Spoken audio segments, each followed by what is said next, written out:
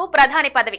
అంతకుముందు 5 ఏళ్లు కేంద్ర ఆర్థిక మంత్రిగా, దీనికి ముందు రిజర్వ్ బ్యాంక్ గవర్నర్ గా ఇలా ఆయన ఏ పదవిలో ఉన్నా మాటల కంటే చేతలకే ఎక్కువ ప్రాధాన్యత ఇచ్చారు. ఆయన నెమ్మదిగా ఉన్న ఆలోచనలు మాత్రం పాదరసంలా ఉండేవి.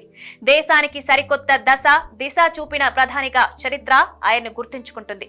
ఎక్కడా పెద్దగా మాట్లాడకుండానే 2004 నుంచి 14 వరకు దేశాన్ని సమర్థంగా ముందుకు నడిపించారు. మాజీ ప్రధానమంత్రి మన్మోహన్ సింగ్ హయాంలోనే తెలంగాణ ప్రజల ప్రత్యేక రాష్ట్రం కల సాకారమైంది. ఆయన ప్రధానిగా ఉన్నప్పుడే తెలంగాణ రాష్ట్ర ఏర్పాటు బిల్లు ఉభయ సభల ఆమోదం పొందింది. ప్రత్యేక రాష్ట్రం కోసం ఎన్నో పోరాటాలు, రాజకీయ నిర్ణయాలు సాగించినప్పటికీ మన్మోహన్ ప్రధానిగా ఉన్నప్పుడే తెలంగాణ ఏర్పాటుపై డిసెంబర్ 9న కాంగ్రెస్ ప్రకటన చేసింది. ఈ బిల్లు 2014 ఫిబ్రవరిలో ఆమోదం పొందింది. హైదరాబాద్ నగరానికి మెట్రో రైలు మన్మోహన్ సింగ్ ప్రధానిగా ఉన్నప్పుడే మంజూరు కావడమే కాక వయబిలిటీ గ్యాప్ ఫండ్ ఇవ్వడంలో ఆయన కృషి ఉంది.